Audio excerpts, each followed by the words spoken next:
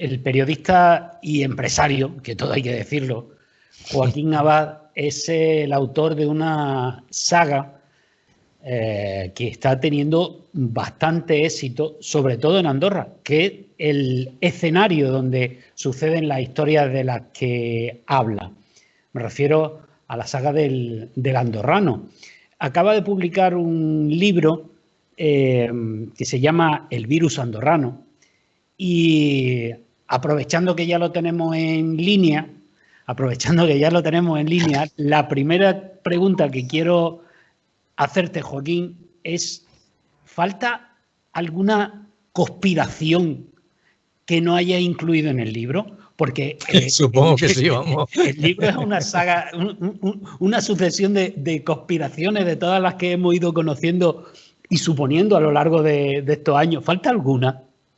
Vamos a ver, el término conspiranoico se inventó, lo sacó la CIA cuando se empezó a investigar la muerte de Kennedy.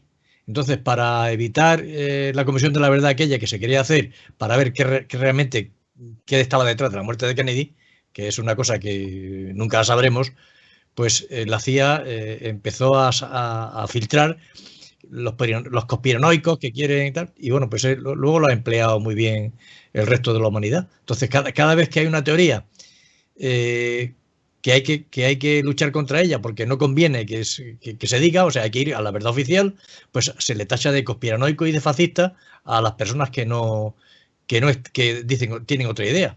En vez de coger y todas las ideas, plasmarlas y que cada uno se quede con ellas, pues aquí lo correcto es dar la idea oficial y el resto es conspiranoia.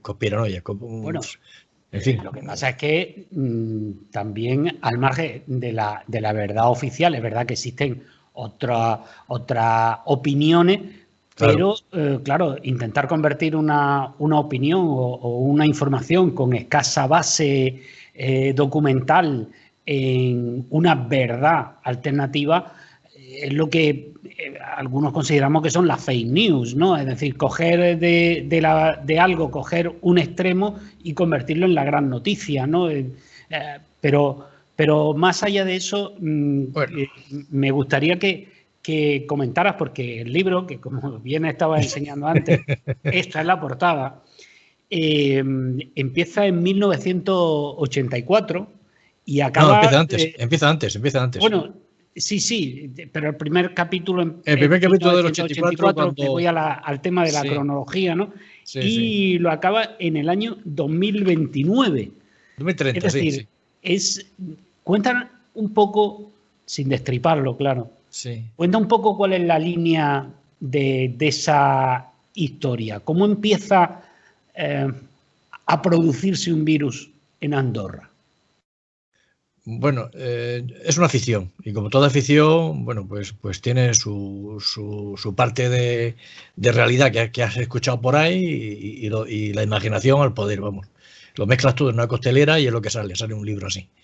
La historia empieza un poquito antes de que la ONU, cuando la ONU se crea. Entonces, cuando no se crea, yo entiendo que el Papa es cuando Pío XII se mosquea y dice: aquí van a hacer un gobierno mundial, y entre otras, el gobierno mundial, por supuesto, lo que va a ir a quitar la influencia de la Iglesia y acabar con la Iglesia. Entonces se crea dentro del servicio secreto que tiene el Vaticano. El Vaticano ya tiene un servicio secreto que desde siglos ha sido de lo mejor del mundo, porque tenía sacerdotes y espías rodeados en todo el mundo, con lo cual le informaban de todo lo que iba a pasar, porque lo escuchaban en las confesiones y lo pasaban. Entonces crea dentro del servicio secreto, que son la entidad, el servicio secreto que tiene el Vaticano, se crea una unidad especial y secretísima que se llama los Templarios. Y a esto les encarga que en su momento se infiltren, que hagan lo que sea, para en su momento desmontar todo el tema del nuevo orden mundial que viene de la ONU y de Rockefeller, que es el que organiza todo esto, David Rockefeller. Ese es el inicio, en el 50 y tanto, vamos. Yo luego saco como a un estudiante de un tema vasco que esquiaba en Andorra, en un accidente que tiene y tal, bueno, pues empiezo a sacarlo como protagonista a partir del 80 y tantos y hasta el final, como uno de los protagonistas que pertenece a ese servicio secreto de la entidad, un templario, vamos, que son soldados de Dios que luchan con ese tema. Entonces, bueno, pues comento que, me invento, vamos, porque es una invención, que los alemanes tenían un laboratorio biológico bastante importante, claro, por supuesto, los nazis. Cuando acaba la guerra, los americanos, con la operación Paperclip, se llevan a todos los científicos a Estados Unidos y le dan una identidad nueva para que les ayuden a desarrollar bombas y elementos tecnológicos que los alemanes estaban muy avanzados. Pero el laboratorio biológico, los biólogos, Rockefeller se lo reserva y se lo lleva ordena que se lo lleven eligen Andorra porque es un sitio desconocido que nadie conocía y como se da la circunstancia de que Andorra es un sitio donde es un nido de contrabandistas y de gente que se esconde y hay una omertá y un silencio, hay mucha complicidad, pues lo ponen allí. Y es lo que luego sería Caldea. Sí. Pues, ahí digo, se desarrollan virus que luego se mandan a Wuhan, se reparten y bueno. Pues. A mí me ha dado la sensación al leerlo que es una especie de lucha entre buenos y malos, aunque no se sepa exactamente, los buenos no sean tan buenos y los malos no sean tan malos, ¿no? Pero sigue una especie de lucha entre buenos y malos. Parece que hay, como bien decía, desde Naciones Unidas, mete a Rockefeller, los BIM. Rockefeller es fundamental, vamos. Mete a Soros. Sí, claro. Un poco el heredero de toda esta historia, ¿no? Y por otro lado está la Iglesia, que parece, como, entre comillas, la buena, ¿no? La que intenta... el enemigo a batir. O sea, la lucha era entre la Iglesia y el NOM, y el Nuevo Orden Mundial, y los Rockefeller, y todo ese grupo de gente que no quiere, por supuesto, que haya una influencia de religiones para hacer lo que quieren hacer. De hecho, ellos sacaron la religión que se llamaba la Madre Tierra en el 2000. Entonces, la Madre Tierra es una religión que beneficia a los árboles, a los animales, por encima del hombre. Entonces, bueno, pues esto es lo que luchaban. De hecho, la Iglesia, cuando crean su servicio secreto, no lo hace para luchar no, lo hace para que la Iglesia no se vaya al carajo. O sea, lo hace para que la Iglesia... Para mantener su influencia. Para mantener su influencia en el mundo, efectivamente. Ha sido influyente. De hecho, son 2000 años de historia. Bueno, ahora ya 2100. O sea, de historia de la Iglesia. O sea, la Iglesia tiene un poder y un dinero en todo el mundo. Con lo cual, esa influencia la tuvo mucho más antes que ahora. Ahora tiene cada vez menos. Bueno, pues la quiso mantener y la única forma de mantenerla es luchar contra los que quieren que esa influencia desaparezca. Estamos hablando, obviamente, de una historia de ficción en la que ha cogido, como bien has dicho, hay mucha... O sea, quiero decir también que yo he utilizado ese libro de ficción para meter cosas reales. Claro. O sea, yo he metido muchas cosas reales, por ejemplo, el tema ahí nombro a un tal Pérez, que lo he sacado en varias novelas, ¿sabes? Era de Almería, original de Almería. Es un potentado, es un potentado en Andorra que monta un imperio en Andorra de la leche, vamos. Y de hecho sacó el tema de una hija secreta que no tiene y que yo fui a verla y la vi en Marbella. O sea, que ha demandado a la familia para que se haga el ADN del cadáver para heredar, para que se reparta la gran fortuna que tiene también con ella, vamos, porque en teoría ella tendría parte al derecho de la mitad del patrimonio, porque los Pérez eran 2 hermanos, entonces muere uno y mueren hijos. Bueno, esta hija secreta que tiene, parece que si alguna vez el juez de Andorra, que lleva ya 4 o 5 años con el expediente guardado, decidiera que se hiciera la prueba del ADN, pues a lo mejor podría haber sorpresas. Intuyo el siguiente libro. Intuyo el siguiente libro. Salgo el lunes para allá para seguir documentándome, o sea que... Me parece a mí que van por ahí los tiros. Sí. Pero te quería decir que el libro, como has dicho, es una costelera de hechos, sucesos, instituciones, nombres de personas reales, y hay también una parte de ficción que es la que pones para encajar ese puzzle, ¿no? Me gustaría saber, a la hora de escribirlo, ¿crees que efectivamente algo así está pasando? ¿Y crees que la Iglesia ejerce ese papel, ese contrapoder al nuevo orden mundial? ¿Crees que puede llegar a ocurrir ese final del que tú hablas? Sí, que el COVID sea sea de laboratorio, bueno, pues son muchos doctores los que dicen que esto no ha sido casual. Otra cosa es cómo se ha organizado, está claro. O sea, y yo creo que se tiende, como dice ahora algún economista, como Niño Becerra, que el capitalismo tal como lo conocemos se ha acabado. Y se ha acabado con el COVID. Antes no. O sea, yo creo que algo de verdad hay. Lo que pasa es que, claro, no estamos en el nivel 33 para saber realmente cómo se ha organizado. Algo hay, está claro, esto no es normal. La que no han liado, cómo ha actuado el fondo, no, la Organización Mundial de la Salud. O sea, ha ido a trompicones, no sé, todo esto es muy raro. Y por supuesto que detrás hay un gran negocio. El gran negocio de la vacuna ya venía Bill Gates anunciándolo hace 5 años. Qué casualidad, joder, macho. A quien también mete en el libro. Sí, claro, evidentemente. Ese es el que más se ha beneficiado. Si mira sus acciones de las fundaciones que él tiene y de tal, bueno, le salen, todos los gobiernos le están dando miles de millones para que se haga vacuna y para que nos salgamos de esta. Lo que sí es cierto que comentas que algo tiene que haber. Sí. Todos podemos recordar cómo era el mundo antes del 11M.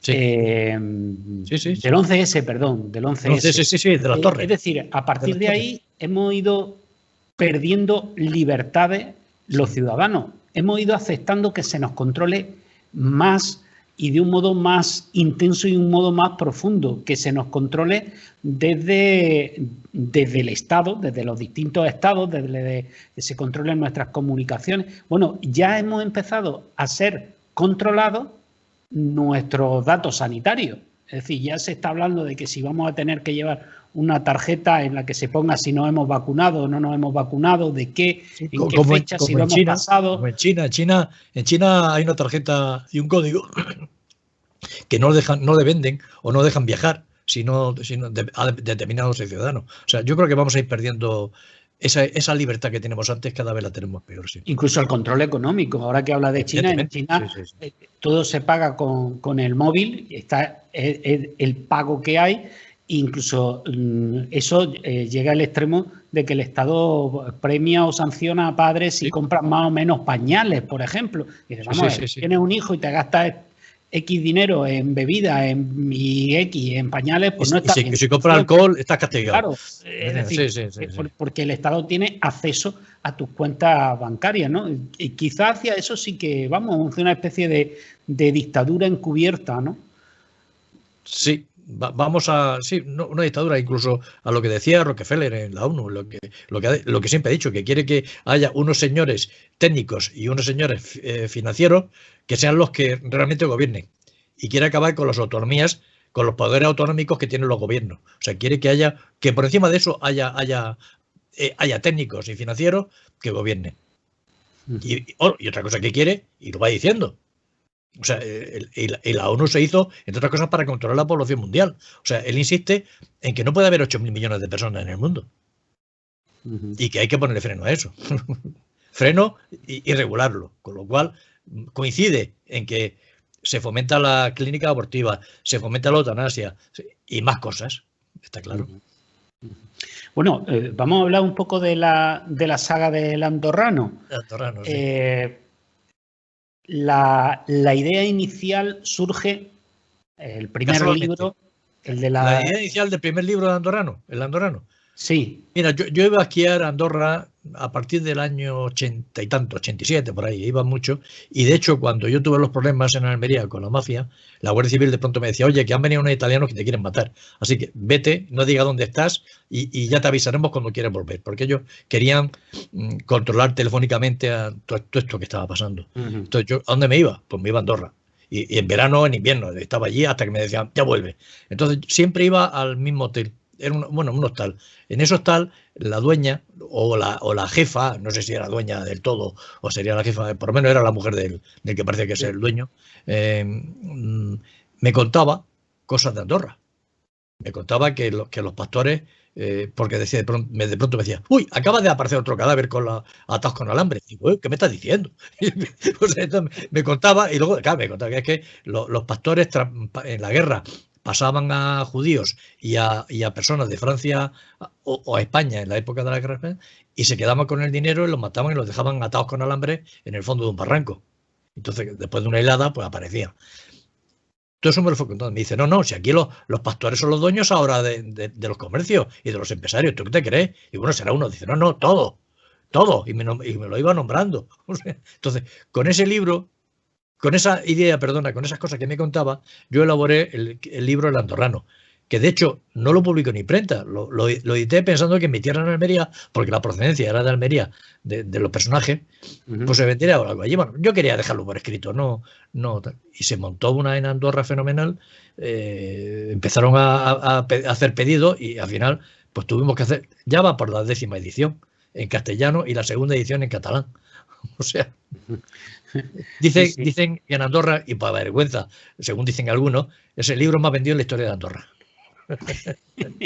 Sí, y algunos señores les da vergüenza que sea eso, pero bueno. Bueno, de hecho fue, además, sé que fue así porque fui yo quien te lo comuniqué, que fue el libro más vendido en Amazon durante una temporada. Es decir, yo lo vi, te lo comuniqué, digo, oye, que está con el número 1 en Amazon. ¿Cómo vas a eso? Pues sí, el número 1 en... No me había fijado, sí. Bueno, pues aparte de Amazon, allí, vamos, la imprenta me tuvo que hacer... por eso digo que aparte de Amazon, allí es en librería física, yendo la gente a comprarlo, ¿no? Que hemos visto también las imágenes haciendo cola en las puertas de la librería para que les firme... Para que le firme el libro, Es decir, que el éxito... ¿Sabes qué pasa? Yo contaba la historia negra de Andorra. Andorra tiene, como todo, tiene un pasado negro, donde se mataba para tal. Entonces, eso se hablaba y se comentaba de nietos a abuelos, contaba y tal. Y entonces, yo creo que la gente, eso lo sospechaba, todo lo que se contaba. Pero no estaba escrito en ningún sitio, o sea, en letra impresa no se veía. Y yo fui el primero que lo puse negro sobre blanco. Y bueno, pues la verdad que ha sido un éxito. De hecho, luego saqué la 2ª parte, saqué el tercero, ahora he sacado una novela que tiene parte de realidad, o sea, en algunas cosas tiene tal, porque realmente los nazis metieron mucho dinero en Andorra, se refugiaron mucho en Andorra, llevaron oro. Yo lo digo que era para el tema del laboratorio, pero era para otra cosa, era para lavar dinero y para esconderse allí, o sea, en fin.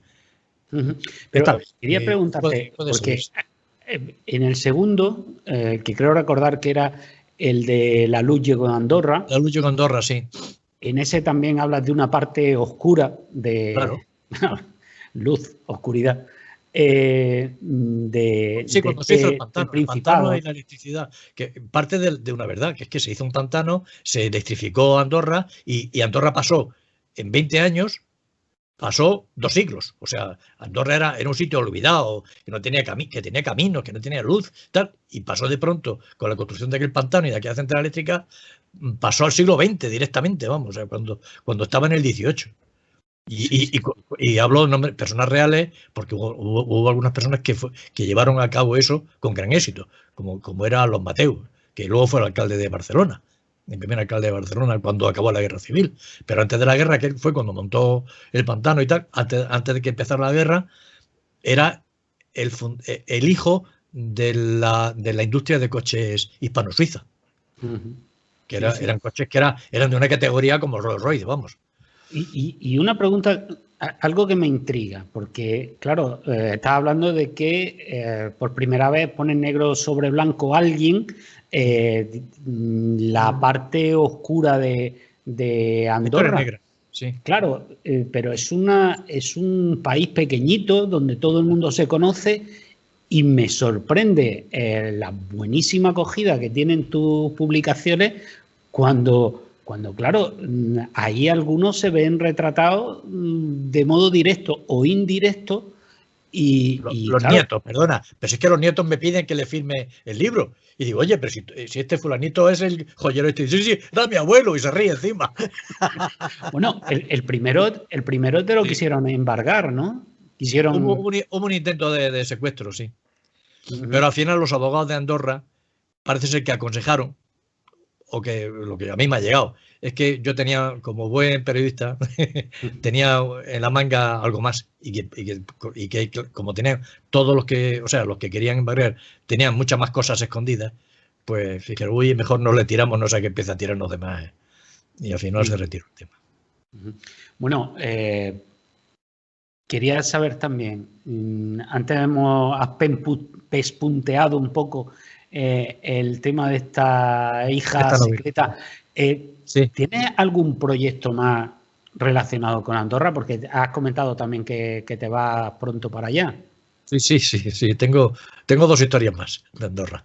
Es que, ¿sabes qué ocurre? Que una llama a la otra. Entonces empiezas con la imaginación, con lo que te cuentan, lo pones y luego te llama. Oye, que no sabes esto, yo te puedo ayudar. Y entonces, bueno, pues tengo gente que cuenta cosas y, hombre, la ventaja, si yo fuera un historiador, tendría que estar años metidos ahí, buscando documentos, buscando testimonios, claro. Y yo no soy historiador. Entonces, a mí con lo que me cuentan, hago la ficción y tal. Lo que pasa es que hay mucha gente que dice que eso es verdad, luego. O sea, porque ha habido discusiones, yo estaba en tertulia, donde decía, esto es una exageración, esto no éramos así.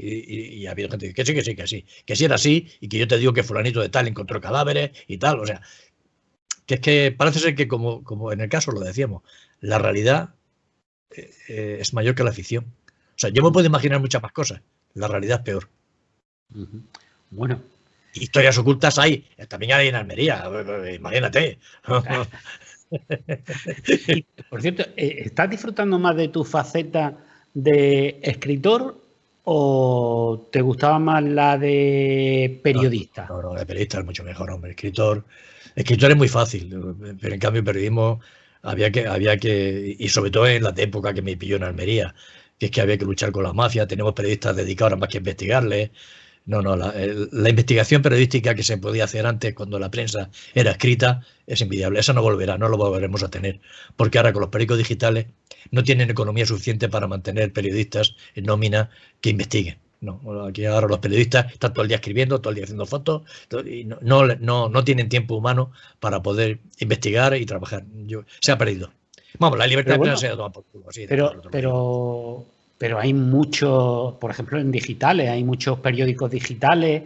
¿No crees que eso también no tienen la economía? Pero bueno, pero es que entre Google, Facebook se han comido la publicidad. La publicidad antes era un medio que te daba para pagar o las suscripciones y tal. Ahora te pagan tan poquito por la publicidad, hay tanto donde poner, que se vende tan barata que no da para que un medio digital, por muy gordo que sea, pueda dedicar gente a viajar. Es imposible, no da. Y además, hablando de conspiraciones, has mencionado pues, a Google, pero Google, Yahoo, Facebook, Twitter, todo eso acaba siendo también un filtro, ¿no? Informativo. Es decir, la gente ya no lee las noticias, lee titulares. Entra en Twitter y lee el titular que sube a Twitter y a partir de ahí opina y valora sin ni siquiera saber si lo que ha escrito...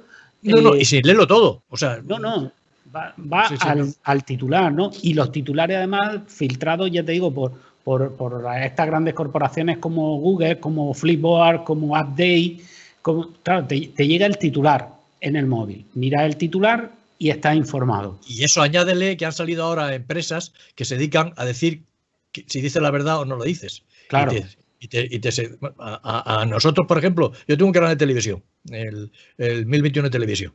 Bueno, pues durante una semana me han censurado porque hemos puesto sacamos un vídeo donde alguien decía y se metía con el tema de las vacunas y tal. Como eso era políticamente incorrecto y está fuera de la política de Google, nos castigaron hasta una semana, no sé cuánto ha sido, sin poder subir vídeos a YouTube. O sea, con lo cual tenemos una censura de la hostia, macho. Además una censura de una empresa privada. Sí, y además que no tiene, y no puedes hacer nada, porque claro, le dice, oye, que esto no es así, que es que estamos dando otra opinión. No, la política es así, a mí me la fluma y te corto. O sea, en ese plan. Sí, y hemos visto también incluso casos en los que en Facebook o en Twitter se sube a lo mejor una foto de un cuadro, de una fotografía premiada de una mujer desnuda o un hombre desnudo y la censura. Una obra de arte premiada. Ahora se está llegando al nivel de que los 7 enanitos no se puede poner porque no es feminista. O sea, estamos llegando a unas cosas absurdas. Pero bueno, es lo que toca. La gente se lo está tomando ¿Así? Bueno, pues desde luego elementos para otro cóctel. Sí, para otro cóctel, sí que hay, sí. Pues muy bien, pues muchísimas gracias, Joaquín Abad, y mucho éxito con este virus andorrano, que desde luego es muy aconsejable. De acuerdo. Un saludo. Saludos.